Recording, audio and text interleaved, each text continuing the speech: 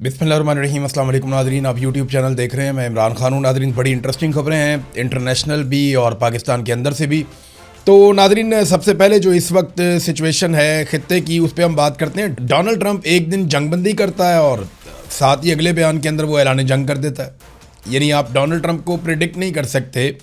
ये अमरीकी तारीख का एक अजीबोगरीब किरदार है। एक पोस्ट करता है कि हमने अपने अहदाफ हासिल कर लिए हैं, हम जंग जीत गए हैं, जो काफ़ी है। और फिर अगली पोस्ट में कहता है कि ईरान दुनिया के लिए बदस्तूर एक ख़तरा है जिसे हमें ख़त्म करना पड़ेगा। तो एक डोनाल्ड ट्रंप की पोस्ट से ऐसा लगता है कि जैसे ईरानी बहुत अच्छे हैं, मामला हल हो गया। एक से ऐसा लगता है कि उनसे बुरा दुनिया में कोई नहीं और मामला अभी हल नहीं हुआ। एक बयान में कहता है कि ईरान को हार मानना पड़ेगी, अजीब लोगों से हमारा पाला पड़ गया है, वो काफ़ी ज़हीन भी हैं, बहुत सख्त गिर हैं। अगले बयान में डोनाल्ड ट्रंप साहब ये कहते हैं कि ईरान हमारी मिन्नतें कर रहा है मुआहदा करने के लिए और हम उनसे नहीं करना चाह रहे।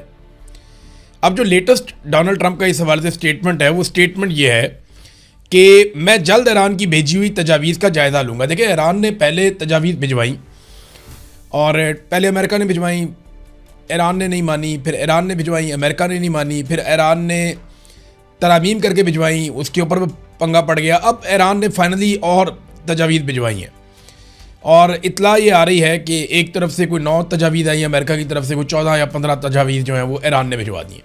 ये अभी किसी को भी कंफर्म नहीं है, सब अपनी अपनी बातें कर रहे हैं। एक्चुअली जो मुज़ाकरात हैं वो पाकिस्तान करवा रहा है, अमेरिका और ईरान के बीच में चल रहे हैं, एक दूसरे को तजावीज़ भिजवा रहे हैं। जिस वक्त इनकी नीयत होगी ना दोनों मुल्कों की, ये बड़े आराम से मुज़ाकरात कामयाब हो जाएंगे। जब तक इनकी नीयत नहीं है ना, ये जो मर्ज़ी कर लें, मुज़ाकरात कामयाब नहीं होंगे। तो यहाँ पे डोनाल्ड ट्रंप ने कहा कि मैं जल्द ईरान की भेजी हुई तजावीज़ का जायज़ा लूँगा, मगर मेरे ख्याल में ये काबिल कबूल नहीं होगा, क्योंकि उन्होंने गुज़िश्ता 47 सालों में इंसानियत और दुनिया के ख़िलाफ़ जो कुछ किया है, इसके लिए उन्होंने अभी तक कोई बड़ी कीमत नहीं चुकाई। यानी अब डोनाल्ड ट्रंप एक मरतबा फिर जंग की बात कर रहा है। तो जंग की बात में ना एक बात आप जहन में रखिएगा कि सेंटकॉम के जो कमांडर हैं, उन्होंने डोनाल्ड ट्रंप को ब्रीफिंग दी थी अभी हाल ही में।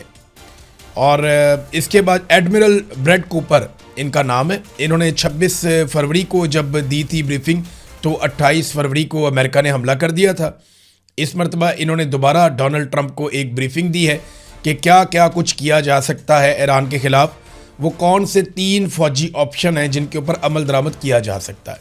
मैंने आपको वो रिपोर्ट भी किया था। अब यही जो सेंटकॉम के कमांडर हैं, इन्होंने इसराइल से भी रब्ता किया है और इसराइली चीफ ऑफ स्टाफ ने हमांगी पैदा करने के लिए, क्योंकि अगर हमला होना है तो इसराइल ने साथ मिलकर हमला करना है। और इस मरतबा अरब ममालिक में भी बहुत सारे दिफाई साजो सामान वो ले रहे हैं, उनकी भी तैयारी है, वो अब किसी और पिच पे हैं। पिछली मरतबा हालात कुछ और थे, इस मरतबा हालात थोड़े से मुख्तलिफ हैं। इस मरतबा अरबों का नुकसान भी हो चुका है और ईरान के पास ये शवाहिद भी हैं कि अरब ममालिक की सरजमीन से ईरान पे बार बार अटैक किया गया है और ईरान की गवर्नमेंट से जुड़े लोगों ने बाकायदा निशानदेही कर दी है उन अहदाफ की जो अरब सरजमीन के ऊपर मौजूद हैं और जिनको वो कहते हैं जी हम निशाना बनाएंगे।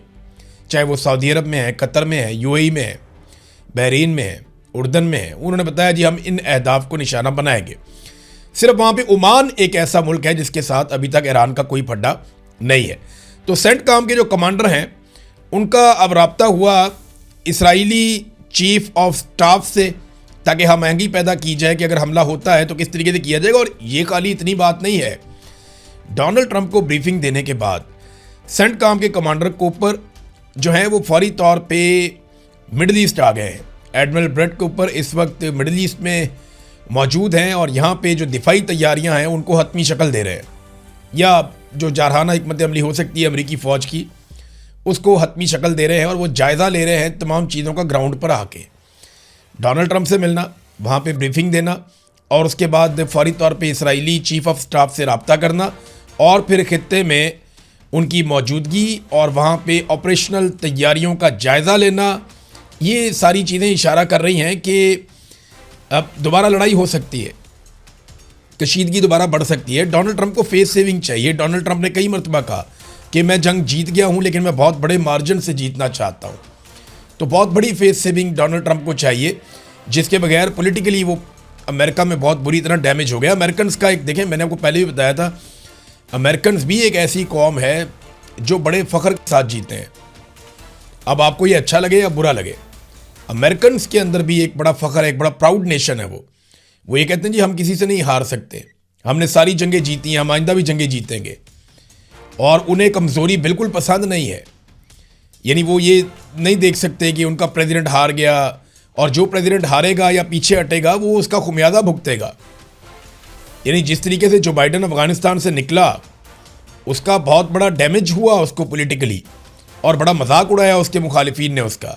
तो अगर डोनाल्ड ट्रंप यहाँ पे ये अधूरी जंग छोड़ के आ जाता है और ईरान को दुनिया फातेह समझती है, तो अमेरिका को तो डैमेज होगा, डोनाल्ड ट्रंप को पॉलिटिकली और उनकी पार्टी को बहुत बड़ा डैमेज हो जाएगा। तो ये वो चीज़ें हैं जिनकी वजह से खदशा है कि खुदा न खास्ता दोबारा खित्ते में पाकिस्तानी कोशिशों के बावजूद लड़ाई लग सकती है। तो एक तो ये चीज़ हमें दिमाग में रखनी पड़ेगी, ये क्या कह रहे हैं। लेकिन सदर अहमदी नयाद जो ईरान के साबिक सदर हैं, उन्होंने जो एक स्टेटमेंट दिया ना, वो बड़ा इंपॉर्टेंट है। मैंने उनका स्टेटमेंट पढ़ा और बड़ा बामानी किस्म का उन्होंने स्टेटमेंट दिया। उन्होंने कहा अब दुनिया ये कबूल करने को तैयार नहीं है कि एक कौम समंदर पार बैठकर बाकी तमाम अक़वाम की किस्मत का फ़ैसला करे। डॉलर और फ़ौजी दबाव पर मबनी निज़ाम अपना असर खो चुका है। अगर वाशिंगटन अपने ज़वाल से बचना चाहता है तो उसे एहतराम का लफ्ज़ सीखना होगा। हम कोई कानूनी नहीं हैं, हम हज़ारों साल पुरानी तहज़ीब हैं। ईरानी सरज़मीन पर उनका किया गया हर हमला दुनिया के इस हिस्से में उनके असर रसूख के खात्मे को मज़ीद तेज़ करता है। वो ये करते हैं जितना वो हमारे ऊपर हमला करते हैं ना, इससे दुनिया में उनका असर रसूख कम होता है अमेरिका का, उससे बढ़ता नहीं है। और डॉलर के हवाले से मैं अभी आपको, क्योंकि यहाँ पे बात हुई कि डॉलर के ज़रिए से और फ़ौजी दबाव के ज़रिए से दुनिया को कंट्रोल करते हैं, तो यहाँ एक बहुत बड़ी खबर है, ये भी मैं आपको पढ़ के सुना देता हूँ। चीन और रशिया ने एक बड़ा कदम उठाया है। वर्ल्ड अफेयर्स नाम की जो एक वेबसाइट है उसने ये खबर भी जारी की है और आलमी मीडिया में छप भी रही है। चाइना ने 2 बहुत बड़े कदम उठाए, लेकिन पहले आप ये देख लें कि Russia and China started trade in Russian rouble and Chinese yuan currency only stopping using dollars. वो ये कहते हैं कि रूस और चाइना जो है वो रशिया और चाइना की करेंसी के अंदर ट्रेड करना शुरू हो चुके हैं और सिर्फ इसी में वो ट्रेड करना चाहते हैं ताकि डॉलर का रास्ता रोका जा सके या डॉलर के इस्तेमाल को कम किया जा सके या उसको रोका जा सके। ये डॉलर के लिए अच्छी बात नहीं है। ये 2 बहुत बड़ी मईशतें हैं। अगर इनके नक्शे कदम पे 1-2 और मईशतें चल पड़ी, फ़र्ज़ करें अगर कल को जर्मनी कहता है कि हम यूरो के अंदर ट्रेड करेंगे, हम डॉलर में नहीं करेंगे। जर्मनी दुनिया की एक और बड़ी मईशत है ना, टॉप 5 के अंदर यही है। इंडिया है, जर्मनी है, जापान है, अमेरिका है, बरतानिया है, फिर रशिया भी टॉप 10 के अंदर आता है। चाइना दुनिया की बड़ी मईशतों में दूसरे नंबर पे है। तो अगर ये ममालिक जो है ये कह देते हैं कि हम अपनी अपनी करेंसी के अंदर ट्रेड करेंगे, और इंडिया जैसा एक बड़ा मुल्क भी ये कहता है कल को कि हम डॉलर में ट्रेड नहीं कर रहे, जिस मुल्क के साथ कर रहे हैं हम दूसरी करेंसीज में देख सकते हैं, तो अमेरिका के लिए बहुत बड़ा इशू हो जाएगा। अब तक के लिए इतने, अपना ख्याल रखिएगा, अपने इस चैनल का भी। अल्लाह हाफ़िज़।